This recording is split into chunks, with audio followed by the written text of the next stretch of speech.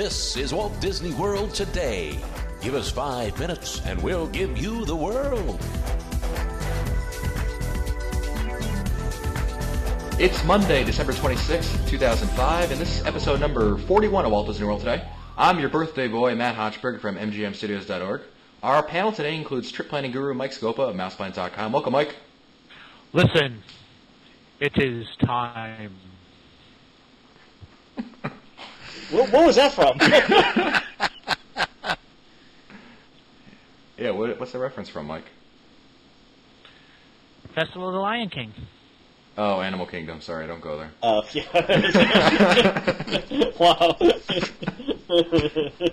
And we've also got Len Testa, the co-author of the Unofficial Guide to Walt Disney World. Welcome, Len. How's it going, Matt? Outstanding. Must proceed poorly, very slowly, or whatever it is. Whatever the guy says from Kilimanjaro Safaris. Go ahead. And we've also got Mike Newell of MouseWorldRadio.com. Welcome, Mike. Happy birthday, Matt. Thank you. On today's show, other than saying happy birthday to me, which you can email me at matt@wdwtoday.com. Gifts are appreciated. Gifts as well. Yeah, a new mic would be nice. We're talking about actually our favorite music that we found in the parks during our years. So the attractions that we like and the attractions that we wish we would have Mike Newell just redo the entire audio for. So why don't we start with, let's start out with the man behind the music, Mike Newell. Mike, what are some attractions that you like in terms of music? Oh, I get this question asked a lot, which is my favorite park as far as music goes. I would have to say Epcot is my favorite park. As far as attractions go, Horizons would have had to been my favorite as far as the soundtrack goes. Oh, what a great soundtrack. Second, I think Spaceship Earth has a great soundtrack. That would be the two of my faves in Epcot. Not a fan of the new Figment soundtrack. Not too happy with that, but Spaceship Earth is it. Well, speaking of Horizons, I was going to say this for my one I didn't like. World of Motion had possibly the most annoying theme song. Fun to be free, be on the moon. Guaranteed to be in your head for the rest of the day. Whatever you like to. Did you hear the story about the Jim Hill tells a story about this intern. You've heard that they've got like 70 different versions of Fun to be Free, right? Right. They've got the Egyptian version, the Greek version. You've got them, right, Noel? Yes. So apparently the story is they get some intern, and either the kid had to do it for like a college program, or they just wanted it done. So he experimented with playing the same song literally like 70 different ways, and this was his intern project, and that's how those all got recorded. The Greek one is really is good. There's like a 20s ragtime and Charleston version. Yeah, you're right. That's an annoying as hell song. Now that we Do you have the soundtrack for that, Noel? I do. Oh, it's on Mouse World Radio. That's how every now and then I turn it on as soon as it comes on. Oh, where's the exit button? Quickly. The first thing I ever had, first soundtrack I ever had was the '91 official album. That's a great CD, by the way. Oh, it was classic. The problem was I listened to it while I was typing up my master's thesis, to get me in the mood. To this day, I can't listen to it anymore. It just completely burned out on every one of those songs. Like even like Space, I love the song, but when I hear it, I think of sitting in a dark office at 2:00 in the morning, cold, tired, typing stuff up on the computer, looking at Excel spreadsheets at 2:00 in the morning. It's just I can't do it. While we're at Epcot, I also wanted to mention that the Soarin' soundtrack I really like. Yes. I think it's the most. Doesn't it make you want to go out there and save the world or take off? I haven't paid any particular attention to it. Is it that good? The Soarin'? You never paid attention to it? It's perfect for the movie. It's perfect. Absolutely. Do you have it in MP3 format, Mike? I do. I'm looking to see if I can find it right now. I've got it. Yeah, Mike, if you could pipe it through. It's like... There might be a DVD to burn here. Hey, Mike Scopa, what are some of yours? Well, along with Mr. Newell, I happen to like a lot of the music you hear in Epcot, I particularly love the Illumination soundtrack. I love to hear Kelly Coffey sing "We Go On." It really gets to me every time. Yeah. Len, I'm getting letters from our readers. You do not have to sing every song that's mentioned. It's actually, but to Scopa's point, actually, one of the Illuminations is one of the songs that I jog to every day. Really? That'd be a good song to jog to. Now that I think about it rocks! With the fireworks in the background. And there's a guy I think he's in Canada. Dave Smith is his name. He did a live recording of Illuminations in the park. It's better than Disney's own pseudo live version of.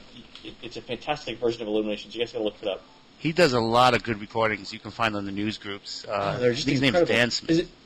I think it's this guy. It's not Martin Smith. It's Dave. This guy's Dave in Canada.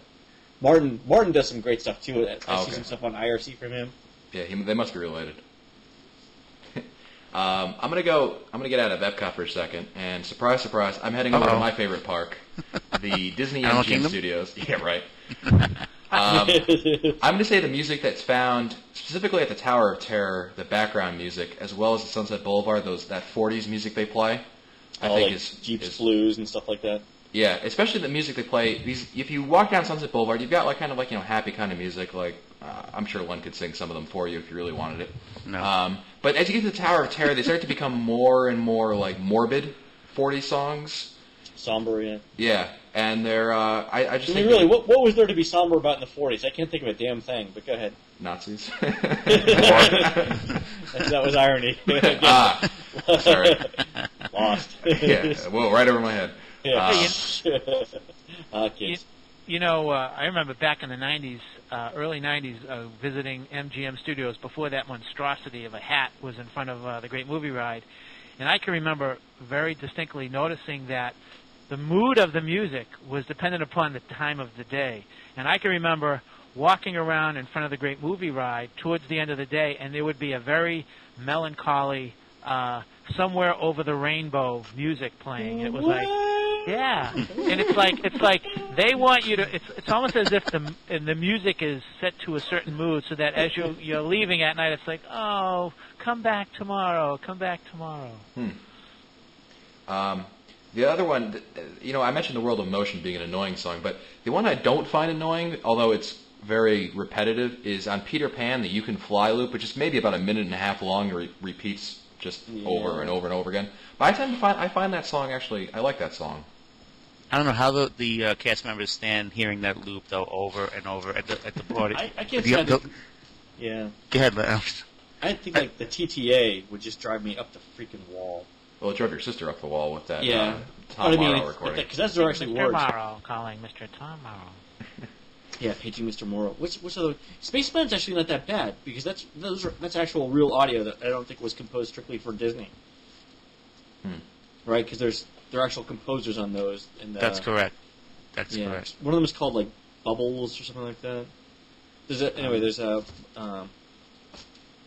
There's actual music that's associated with Space Mountain, which isn't terrible. The same thing with Wonders of Life. The loop that's played outside of Wonders of Life is also real musicians. That's commercial. That music's commercially available. You can buy that on separate CDs. I like also. I know on Mouse World Radio, Mike, you play at 9 o'clock in the morning. You do wake up music that's played at the Magic Kingdom in the morning. Right. And if it's great, it really is great music to listen to when you're trying to wake up at work in the morning at 9 o'clock. At 9 o'clock? I've been there for 2 hours already. At 8 o'clock, we play the loop that's featured by the ticket area, and then at 9 is the Main Street loop that's played. So it gives you the feel like you're starting the day, you're walking into the Magic Kingdom. It's just, Oh, I have the Magic Kingdom. The Magic Kingdom opening the ticket area. That's a great loop. It's like 50 minutes, 48 minutes, something like that. That is a good loop too. That's fantastic. Yeah. I'm a big fan of the loops. Does it also have, sir, please open your bag? What's in there? All right, go ahead. The one that I like though is the one that I really love to hear, Mike, when you play it is the original entrance music to Epcot. Oh, love that. That was one of my first ones. That was that's a great loop too. How does that go? What's the beginning of that one? It's really fast. It does start a lot fast. of strings. Yeah. I have that too. One of Sort the of like an overture. It's like an overture of Future World. That's what it is. Right, because they play a little piece from every attraction. Right. Was that on the Epcot official album? Not the one that Mike plays, I don't think. This, No, I actually have the LP of the official album, but I mean, obviously I'm on ooh. feedback. Oh, cue the Hendrix. Purple Haze. Sounds like the Jetsons music. That's a great track. You know what else is it really? You should be able to jog to it, but now I can't. Was the Energy song? Energy, you are profound. Oh God, that would be right after World of Motion. You make the world go round and round. Ugh. You make the world go round. Oh, where's my pistol? And then, if you see my signature on Disboards on Spaceship Earth, remember Tomorrow's Child? I used to sing it to Christina all the time. I call her Toots, but like Tomorrow's Child, da da da da da da. Anyway, there's some, and then Making Memories, making memories, taking pictures is making. I'm never going back to Epcot. About that is that somewhere in some studio, someone had to look at these lyrics and go, "Yeah, I can sing that." Like Energy, profound. Now, when I say veggie, profound, fruit. I want to give an honorable mention to actually a song I heard during this holiday season. You know, there's a lot of holiday Disney music going around, and I heard from Disneyland Paris, "Chant c'est Noël," which is I don't know if any of you ever heard it, but it's a really That's French for we surrender to the elves. Oh, no. Something like that. But yeah, if you've never heard it, perhaps I'll try to find a copy of it. It's a really I think it's a really great song that they play during our parade over there. But anyway, that's it. Obviously, Disneyland Paris, not over here. What are some other annoying songs other than the ones all found at Epcot? It seems. I get a lot of complaints about the River of Time over in Epcot. El Rio? Yeah. The background music for that is I like the ending of that when You they mean with come the market? on. You know, when the dun dun dun dun dun, it sounds like like a little party, and then the guy comes on and goes, says something in Spanish. May it go well for you. Yeah. and may you always have the memories of Mexico or something like that. Beauties of Mexico. Don't forget to stop at the gift shop on your way out.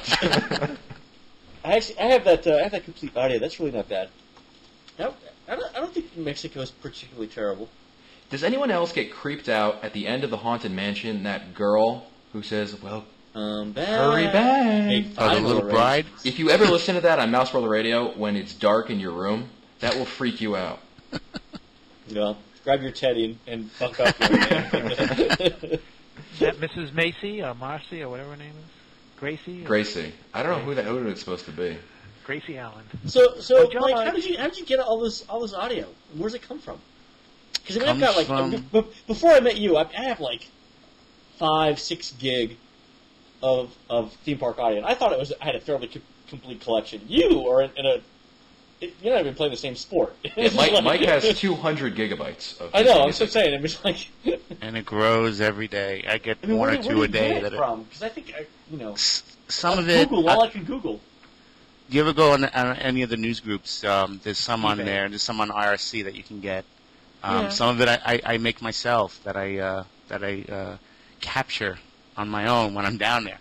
I've been known to walk around with lots of equipment, with like a small broadcasting station, and just capturing audio. I've sat. I don't like to particularly get audio off a camcorder, which some stations do, and some people like to collect that. Not a big fan of that because I don't like the background noise, the people. I like to get the source, if I can, of certain attractions and wherever I can find that source or very pro-recorded, or if I can make it myself, I'll do that. I've been known to do that. Do you have anything that isn't publicly available? We have some stuff. Oh, sure. Oh yeah, he's got and where lots does of that stuff. come from? You know, my theory is that there are insiders. There are inside cast members that get. Maybe they can hook up. I'm not sure how it works, but I've heard of whenever they do a parade and they do, they set up what do they call that? Where you go and you make rehearsal CD. They give out rehearsal CDs for parades, and somehow somebody burns those and they wind their way down. But as far as attractions goes, that's a good question. Some are made, but by really good people, and some are just taken off the ride itself. That maybe they have a way of cutting into the exit spiels from Fantasyland, all the safety spiels. And yeah, those I can't imagine you would get that through normal recording. Well, I think like that particular track came off the Walt Disney World Forever system back 10 years ago or so. That was one of the tracks available. Yeah, I still have all those from Disney World and Disneyland. They were a lot. They were pretty good. It was just the cost. It was like 10 or 11 songs per. Yeah, it was CD for like $15. It was really it was almost expensive. $20. Yeah. Especially if you can get them online. I think that's one of the reasons why they got rid of that system, because people were uploading it and everybody started downloading those songs and those tracks, and it wasn't cost feasible. For that was even pre-Napster. I mean, geez. Yeah. Yeah, that was another way I got a lot of them off of Napster. Downloading stuff crazy at the time. Now it's not so easy, but and by now I mostly have everything. There's hardly. I'll have to send you a hard drive so you can copy some stuff for me. You got it. Any last tracks before we end the show? I like the Animal Kingdom, Green. man. Animal Kingdom has was it Rain is one? Ugh. I don't want any reminders that I was there. No, some of it's not bad. I mean, you can't run to it. You know what I mean? But I gotta say, probably the worst area in all of Walt Disney World for soundtrack has got to be Dino Land, because it's all like it's like carnival noise. Too much. Yeah, too much area noise. It's stuff that you hear on like oldie stations, and there's only so many times you can hear. It's the end of the world as we know it before it gets old. And for me, that's one. The number's one. There's a loop of that floating around too. I have it. Yeah, it's not very good. I have it on CD. It's a great copy somebody sent me one time, but I can't listen to it. I know. You have You know what's really good though too in terms of soundtracks? The Wilderness Lodge. That's a big hit. A lot of people request that. It's got Copeland. It's got How the West Was Won. It's got a bunch of really great stuff on it. So some stuff off the Silverado soundtrack. That's actually in and of itself. It's got a great Christmas loop. It's got a great background loop, and then it's got a good official album. Yeah, I really like the Wilderness Lodge. Great. Well, that's it for us today. This has been episode number 41 of Walt Disney World Today. Be sure to visit the Walt Disney World Today website at www.wdwtoday.com for the show notes, and you can always email us at questions@wdwtoday.com. As always, our new shows are on Mondays, Wednesdays, and yes, Fridays of every week. For Len Testa, Mike Scopa. Happy birthday! Thank you. And Mike Newell, I'm your birthday boy. Happy birthday. You make the world go round and round. You make the world go round. It's fun to be free with Matt. Oh, God, you guys are... Be on the moon. On this badger. Made wealthy. That's not a bad soundtrack either. We'll see you on the next show.